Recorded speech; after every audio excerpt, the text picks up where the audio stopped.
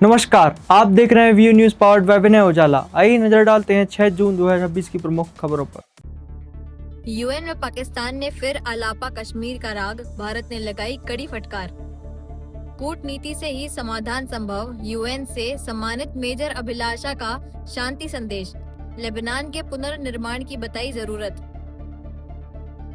Jinping के दौरे से पहले किम जोंग का शक्ति प्रदर्शन, नए युद्धपोत की दिखाई झलक, कई बड़े ऐलान भी किए। युद्ध विराम के बीच फिर भड़का तनाव, हिजबुल्लाह ने इजरायली लड़ाकू विमानों पर दागी मिसाइलें। ईरान के एलपीजी तस्करी नेटवर्क पर अमेरिका की कार्रवाई, हॉर्मुज में ईरानी ड्रोन्स पर यूएस का हमला। तिब्बत पर चीन की पकड़ और मजबूत, मानवाधिकार हनन बढ़ने का दावा, तिब्बती भाषा और धर्म पर संकट। अन्नामलाई के नए राजनीतिक आंदोलन ईदु नम्मा इयक्कम को जबरदस्त समर्थन, 10 लाख से अधिक लोग जुड़े। देश में बड़े हमले की थी तैयारी, कर्नाटक के तुमकुरु से 2 संदिग्ध गिरफ्तार। दिल्ली में कॉकरोच जनता पार्टी का प्रदर्शन, करीब 600 से ज्यादा लोग मौजूद, जंतर मंतर पर युवाओं ने लगाए नारे। आंध्र प्रदेश के विजयवाड़ा एयरपोर्ट पर टला बड़ा हादसा, एयर इंडिया एक्सप्रेस की उड़ान से टकराया पक्षी। सीएम शिव कुमार का सख्त फैसला, कर्नाटक में कर्मचारियों को सुबह 10 बजे तक ऑफिस पहुंचना अनिवार्य। दिल्ली में 8 जून को इंडिया गठबंधन की अहम बैठक, कुरुवई फसल पर जल संकट का खतरा। ग्रेट निकोबार प्रोजेक्ट पर कांग्रेस का बड़ा आरोप, राहुल बोले कारोबारी हित असली मकसद। नीट रीटेस्ट पारदर्शी और तनाव मुक्त तरीके से कराएं, सीएम फडणवीस का अधिकारियों को निर्देश। विपक्ष में असंतोष से भाजपा की झारखंड और एमपी में जगी उम्मीद, नटराजन को लेकर नाराजगी। 15 जुलाई तक जमा होगा पात्रता मापदंड स्कोर कार्ड, सीबीएसई छात्रों को मिली छूट। दिल्ली की बसों में तैनात होंगी हथियारबंद महिला पुलिसकर्मी, आधी आबादी को अब घर तक मिलेगी सुरक्षा। इंदौर में होगा भारत लैटिन अमेरिका कैरेबियन व्यापार निवेश मंच का आयोजन, मुख्यमंत्री शामिल होंगे। इंदौर में आवारा कुत्ते ने 42 लोगों को काटा, निगम की रेस्क्यू टीम पर मदद नहीं करने का आरोप। इंदौर में 60 डिग्री लुढ़का पारा, मौसम विभाग ने जारी किया अलर्ट। मुख्यमंत्री डॉक्टर मोहन यादव ने माउंट एवरेस्ट फतह करने वाली रायसेन की अंजना यादव से मुलाकात कर बधाई दी। उन्होंने कहा कि अंजना की उपलब्धि प्रदेश की बेटियों और युवाओं के लिए प्रेरणा स्रोत है। मुख्यमंत्री डॉक्टर मोहन यादव से समत्व भवन में रायसेन जिले के ग्राम सेमरी की रहने वाली अंजना यादव ने सौजन्य भेंट की। अंजना यादव ने विश्व की सबसे ऊंची चोटी माउंट एवरेस्ट पर सफलतापूर्वक चढ़ाई कर प्रदेश का गौरव बढ़ाया है। मुख्यमंत्री ने इस ऐतिहासिक उपलब्धि पर उन्हें बधाई देते हुए उज्जवल भविष्य की शुभकामनाएं दी। उन्होंने कहा कि अंजना यादव की सफलता प्रदेश की बेटियों और युवाओं के लिए प्रेरणा है तथा उनकी यह उपलब्धि पूरे मध्य प्रदेश के लिए गर्व का विषय है। मुख्यमंत्री मोहन यादव ने कहा कि सहकारिता का विस्तार दूध उत्पादन और उद्योग और खनन तक किया जाएगा। उन्होंने कुलालस में शुगर फैक्ट्री स्थापित करने और किसानों को डिफॉल्टर होने से बचाने की बात कही। मुख्यमंत्री डॉक्टर मोहन यादव ने कहा कि प्रदेश में सहकारिता का दायरा दूध उत्पादन से लेकर उद्योग और खनन क्षेत्र तक बढ़ाया जाएगा। उन्होंने कहा कि किसानों को लोन डिफॉल्टर होने से बचाने के लिए सहकारी समितियों की निर्धारित अवधि 31 मार्च से बढ़ाकर 31 मई करने का प्रयास किया जा रहा है। मुख्यमंत्री ने स्पष्ट किया कि यदि अधिकारियों या कर्मचारियों की लापरवाही से कोई सोसाइटी डिफॉल्टर होती है तो कार्यवाही समिति पर नहीं बल्कि जिम्मेदार दोषियों पर की जाएगी। उन्होंने यह भी घोषणा की कि कोलारस में शुगर फैक्ट्री स्थापित की जाएगी जिससे क्षेत्र के गन्ना उत्पादक किसानों को सीधा लाभ मिलेगा। सहकारिता के माध्यम से किसानों की समृद्धि का मार्ग खोज रहे हैं। ऐसे में जब हमारी सरकार आगे बढ़ रही तो कोलारस में शक्कर की फैक्ट्री क्यों नहीं लगना चाहिए? बिल्कुल लगेगी और चलेगी भी सही। एक नहीं 2-2 लगाएंगे, आप गन्ना भी लगाओ। और अब तो पार्वती काली सिंह चंबल के माध्यम से उधर का क्षेत्र और हरा भरा होने वाला है। लगातार हमारी सरकार किसान समृद्धि के लिए काम कर रही है। जब एक तरफ सिंचाई का रकबा बढ़ा रही, दूसरी तरफ आने वाले समय में रात में बिजली के बजाय कोशिश करेंगे कि दिन में किसानों को बिजली मिले। जब वापस बरसात के बाद का समय आएगा रबी के मौसम में, और एक तरफ उतना ही नहीं, अब और भी बहुत सारी योजना में समायोजन करके हम आगे बढ़ रहे हैं। एक तरफ आज गेहूं उत्पादन को लेकर के मध्य प्रदेश सरकार ने पूरे देश में नया रिकॉर्ड बनाया। अब तो हमारे रिकॉर्ड हम तोड़ते जा रहे हैं। पिछली बार 78 लाख मीट्रिक टन का रिकॉर्ड बनाया था, इस बार 104 lakh metric ton 1,04,00,000 metric ton गेहूं खरीदने का और 2625 का उनके किसानों के खाते में राशि डालने का रिकॉर्ड बनाया। ये रिकॉर्ड मामूली नहीं, और भावांतर योजना के बलबूते पर भी सोयाबीन के मामले में, और आप तो सरसों के क्षेत्र से आते हो, आपको वैसे ही बधाई। हमने सरसों का जैसे भावांतर की बात करी, मंडियां अपने आप उठ गई। जोरदार अभिनंदन करो। यह है किसानों के लिए एमएसपी के बलबूते पर एमएसपी से आगे जाकर के भाव देने का भी हमारा प्रयास। भोपाल महापौर मालती राय ने बताया कि विकास कार्यों में काटे गए पेड़ों के बदले दोगुने पौधे लगाए जा रहे हैं। कोलार पाइपलाइन की जल पूर्ति बहाल कर दी गई है और नालों की सफाई पूरी हो चुकी है। भोपाल महापौर मालती राय ने कहा कि शहर में विकास कार्यों और फ्लाईओवर निर्माण के चलते जहां पेड़ काटे जा रहे हैं, वहां उनके बदले दोगुने पौधे लगाए जा रहे हैं। उन्होंने बताया कि कोलार पाइपलाइन में लीकेज के कारण बाधित जल आपूर्ति को सुधार कर फिर से शुरू कर दिया गया है। हाल ही में आए आंधी तूफान के दौरान गिरे पेड़ों को निगम ने रात भर अभियान चलाकर हटाया। महापौर ने कहा कि नालों की सफाई पूरी हो चुकी है और नागरिक भी उनमें कचरा न डालें। वासियों को, प्रदेश वासियों को, भोपाल वासियों को बहुत बहुत शुभकामनाएं। निश्चित ही लोगों की शिकायत रहती है कि भोपाल में पेड़ कट रहे हैं, लेकिन भोपाल की जनता बढ़ती जा रही है, आबादी बढ़ती जा रही है। हमें भोपाल को फ्लाईओवर भी बनाना है, सड़क का चौड़ीकरण भी करना है।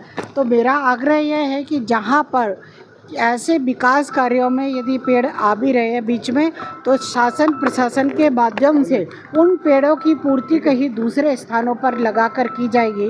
भोपाल की जनता से भी मेरा आह्वान है, यदि ऐसी स्थिति मिलती है तो हम सब मिलकर भोपाल की हर एक विधा में भोपाल को आगे बढ़ाएं, चाहे वो ग्रीन भोपाल हो, क्लीन भोपाल हो या विकास के रूप में भोपाल हो, तो निश्चित ही भोपाल आगे बढ़ेगा। पानी की समस्या लगातार देखने को मिल रही है। सोलर पाइपलाइन फूटने के कारण सोलर पाइपलाइन फूटी थी, 2 दिन तक उसमें काम चला, और कल शाम को जो प्रकृति का प्रकोप हुआ, प्रकृति का आशीर्वाद भोपाल की जनता पर वर्षा, उसमें आपने देखा होगा लाइट भी चली गई, पानी भी गिरा, जगह जगह पेड़ पौधे भी गिरे।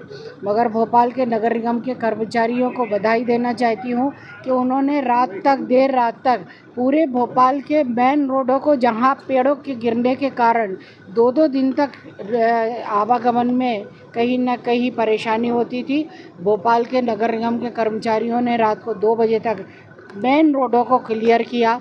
और पाइपलाइन का भी 24 घंटे से ज़्यादा लगा, क्योंकि बड़ा लीकेज था, और उसको लीकेज को व्यवस्थित करके आज सुबह से भोपाल की नगर 15 बारिश ने पूरे भोपाल को डुबा दिया है। जगह जगह पानी भरा रहा। जहाँ पर पानी भरा था वहाँ पर पानी निकासी की व्यवस्था की गई, और जहाँ पर पीडब्ल्यूडी के रोड थे वहाँ रोड चौड़ा होने के कारण, ऊंचा होने के कारण कई जगह पानी ऐसे भरने की स्थिति है। आपको लगता है नगर निगम की तैयारी कर ली है?